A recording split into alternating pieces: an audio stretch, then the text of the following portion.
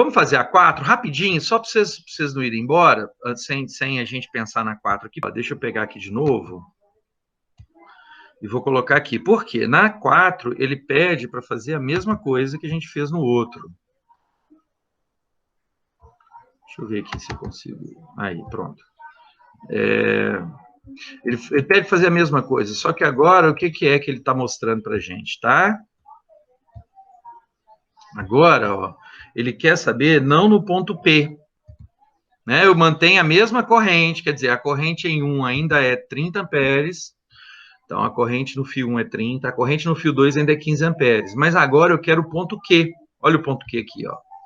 O ponto Q, ele está a 2 centímetros de I2, né? Mas ele está a quantos centímetros de I1?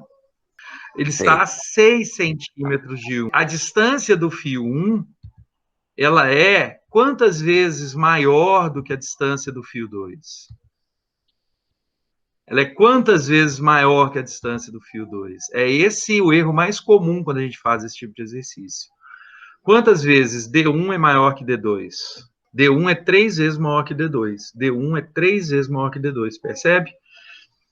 Então, como a distância é 3 vezes maior, o que aconteceria, o que seria normal, tá?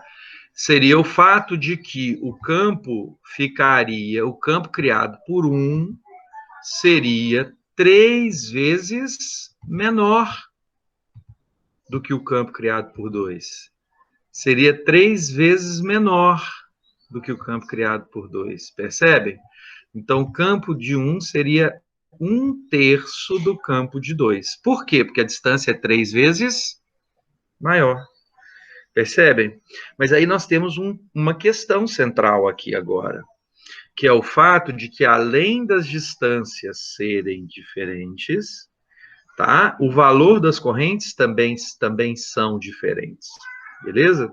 Lembra que no problema anterior a gente disse que o campo criado por 1 em P, vou representar o vetor aqui, a gente já tinha feito, né? É esse vetor aqui, ó. É o campo criado pela corrente 1 no ponto P.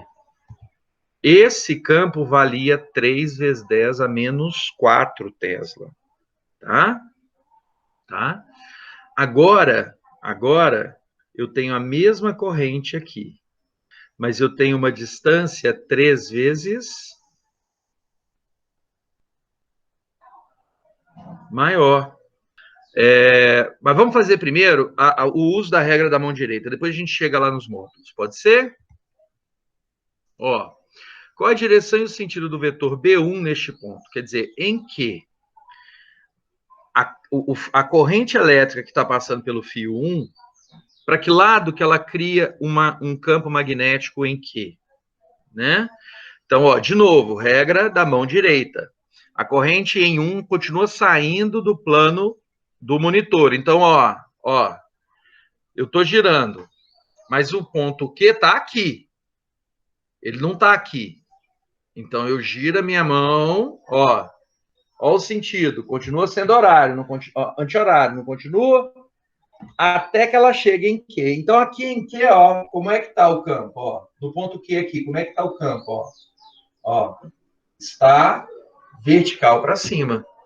Então, o campo criado em Q pelo campo, pela corrente 1 é vertical para cima.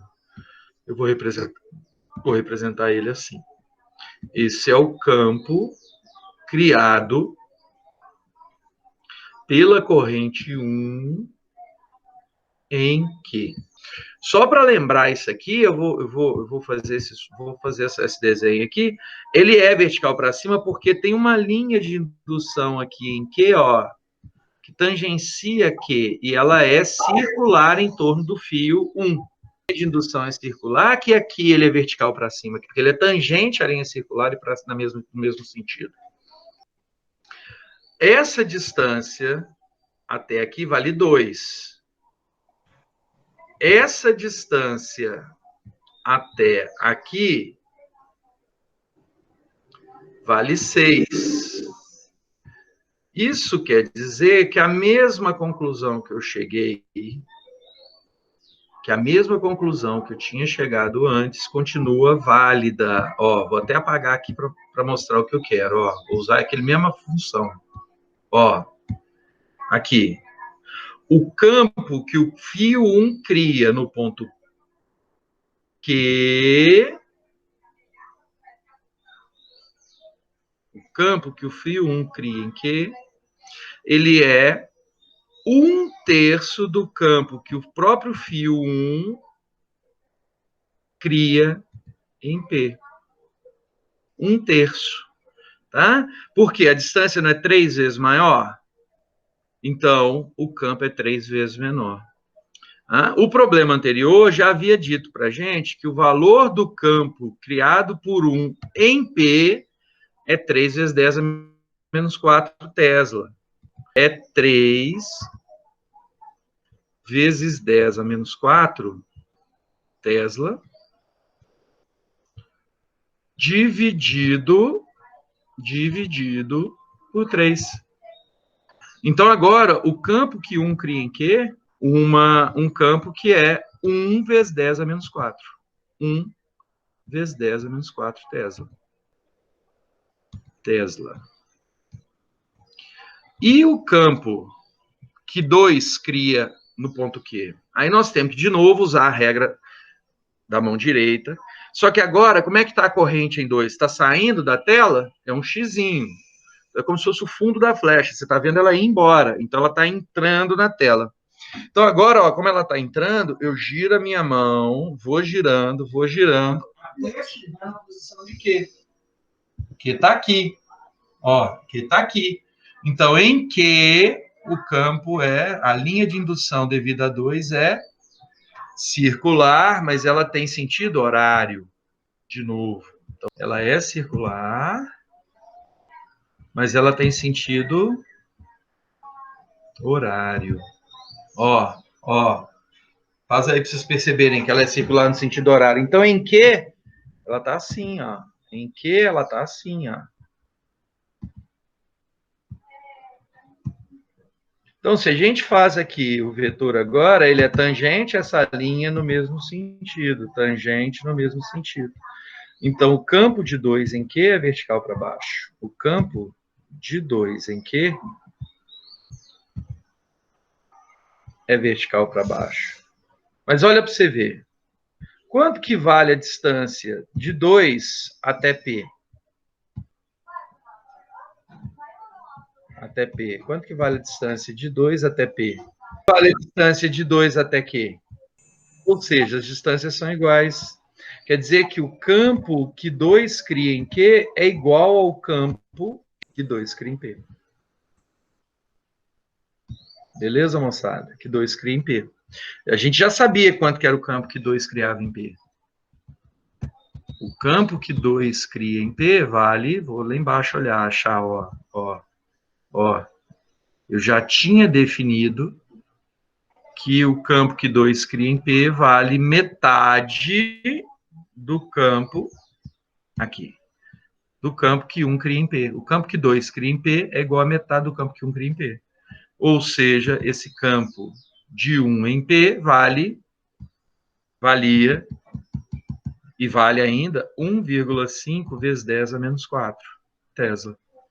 Então, esse campo aqui vale, vou colocar para cá, tá bom? Para não entrar ali, 1,5 vezes 10 a menos 4. Vezes 10 a menos 4 Tesla.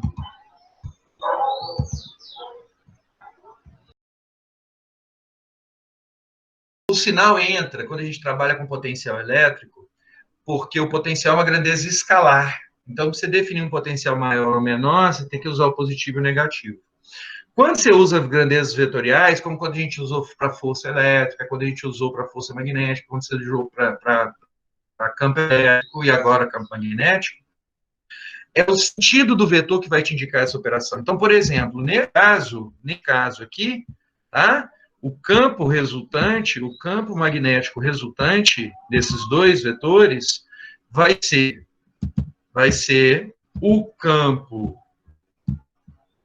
de 2 menos o campo de 1. Menos o campo de 1.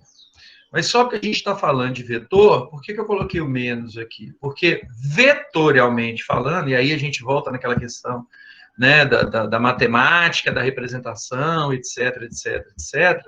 Mas quando a gente faz vetorialmente, a gente escreveria assim, ó, o campo magnético resultante, o vetor campo resultante, aí eu ponho a setinha em cima indicando que é um vetor. É a soma dos vetores.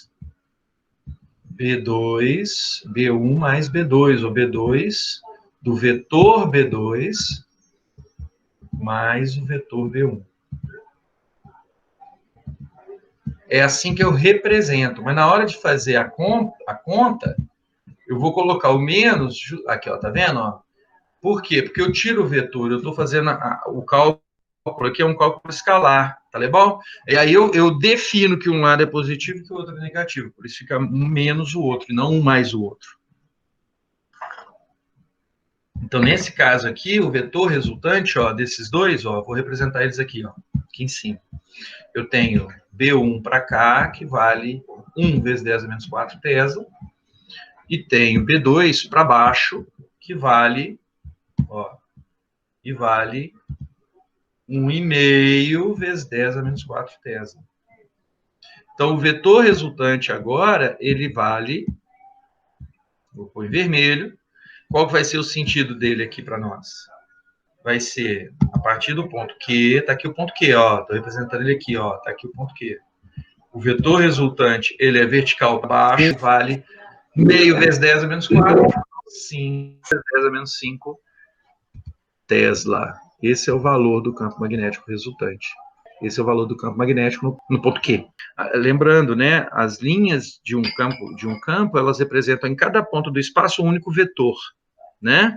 Então, você teria uma nova configuração de linhas de indução aqui. Mas aí é mais complexo, nós não vamos preocupar com isso, não. Então, você faz de um, faz do outro, e verifica naquele ponto como é que é a resultante, tá? Se você integrasse isso para todos os pontos do espaço, você teria uma linha de indução diferenciada.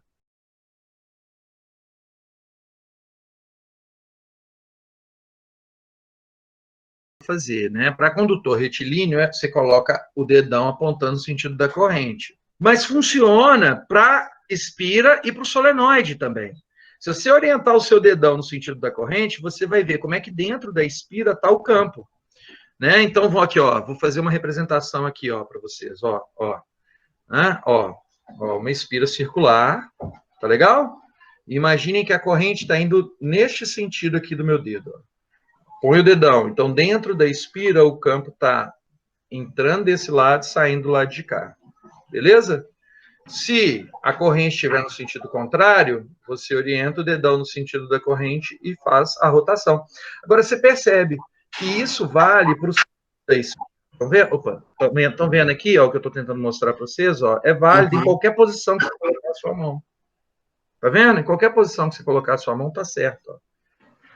Então, dentro da espira, ela está indo na direção de vocês. Aí, se a corrente estiver no sentido contrário, está vindo na minha direção. Tá, ó, daqui para cá, passando dentro da espira. É